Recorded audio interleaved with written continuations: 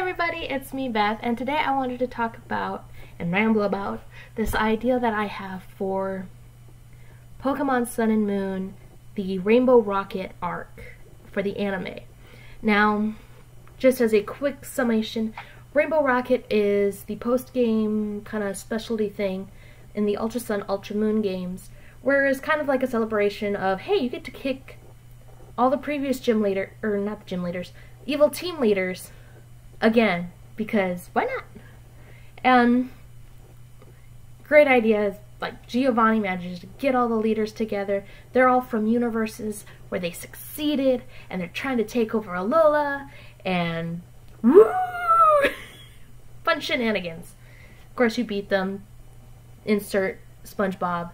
How many times do we have to teach you this lesson, old man? So on and so forth. And it's starting to be shown that the Alola League is being built in the Pokemon Sun and Moon anime, and since Pokemon Gen 8 is coming down the line, and we're starting to come to the point where it's like, okay, we're gonna go. We know this fancy dance. Ash is gonna lose the league. He's going to get an insert excuse. He has to leave Alola. Insert excuse where he has to go to the next location. And then we repeat the cycle of he gets new friends, he gets to play, Team Rocket blasts off again, and so on and so forth. But, personally for me, I'd like them to do at least either a small OVA series, a movie would be awesome, or its own kind of in-between seasons arc of the Rainbow Rocket shenanigans. And like with the Rainbow Rocket, you could have like Giovanni manages to open up wormholes and gets the leaders from successful places, the successful timelines, comes them all together, invites Ash's friends through this hey, there's a Pokemon tournament over here, only the best need apply, you got an invite, yo, come, this isn't a trap.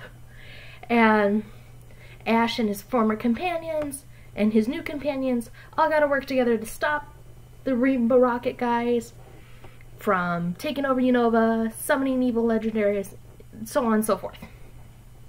But personally, I would kind of like it to see if we get to see, the Giovanni from the successful Rocket endeavor.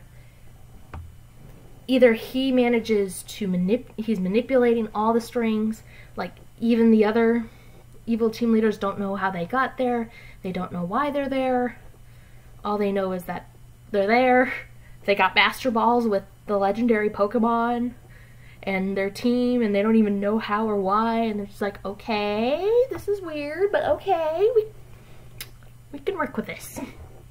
And Giovanni's pulling the strings, and Ash has to get help from the protagonists of the worlds where he didn't exist, and at least according to the anime, didn't succeed.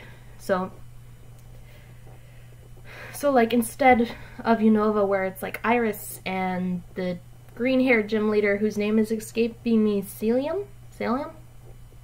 Green-haired waiter dude. Ash instead has to gain the trust and work together with Hilda and Hilbert, or Black and White, depending on your translations, in order to try and stop Getsis and the rest of Rainbow Rocket. And it could be a way to kind of showcase stuff that the anime couldn't capture or couldn't talk about because of either behind-the-scenes issues,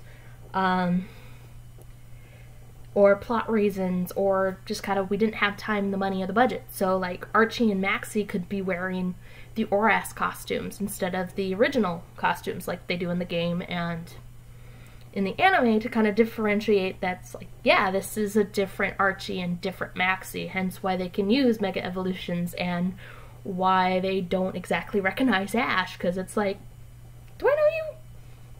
No, I don't know you. Or something like that.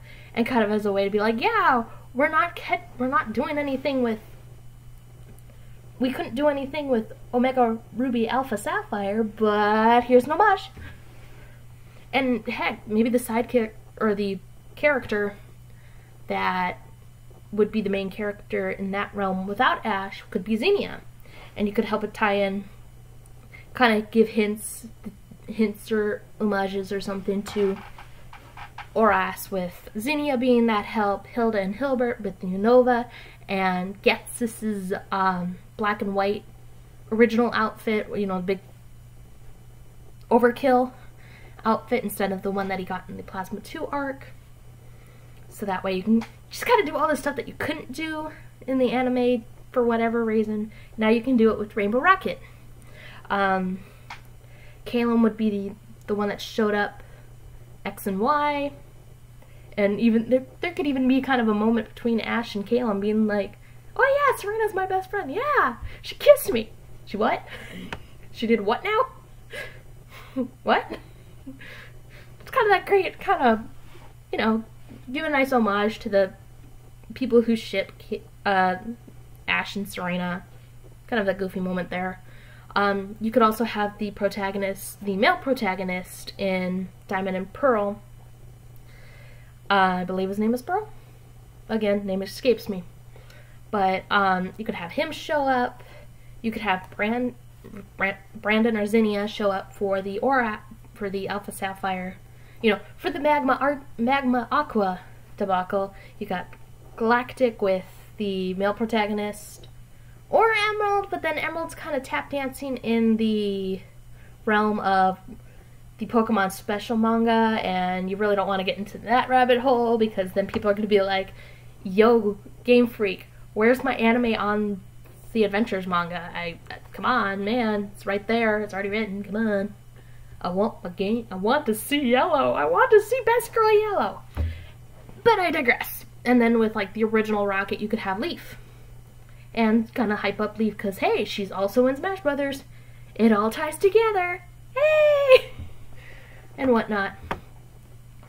And also having the other protagonist come kind of helps push the themes of friendship, overcoming obstacles, kind of goes on and so forth with kind of the general theme of Pokemon. And that, yay! And also you could also use this as a spin-off, as a way to introduce people to the concept of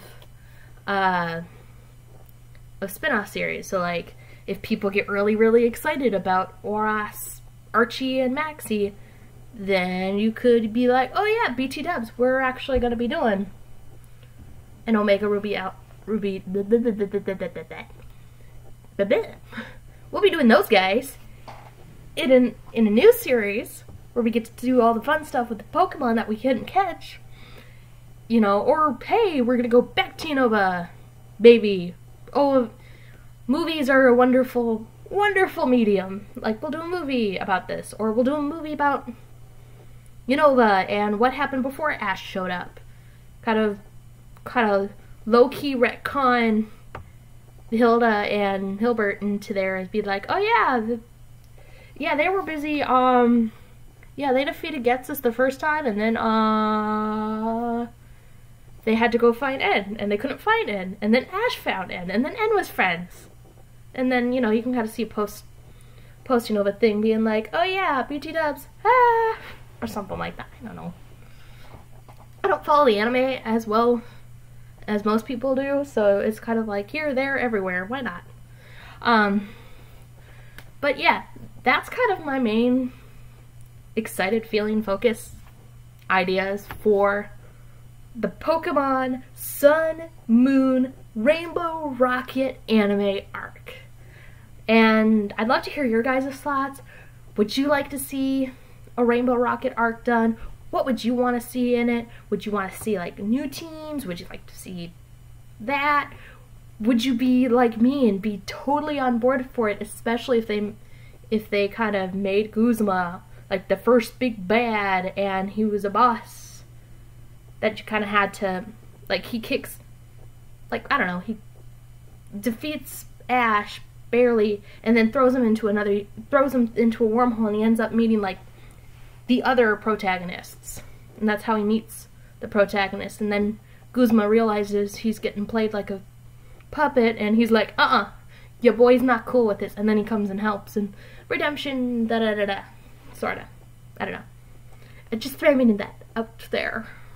But hey, leave your thoughts, opinions, feelings, your own theories, hopes and dreams about a Rainbow Rocket anime arc down in the description below, and thank you so much for watching, guys. Bye!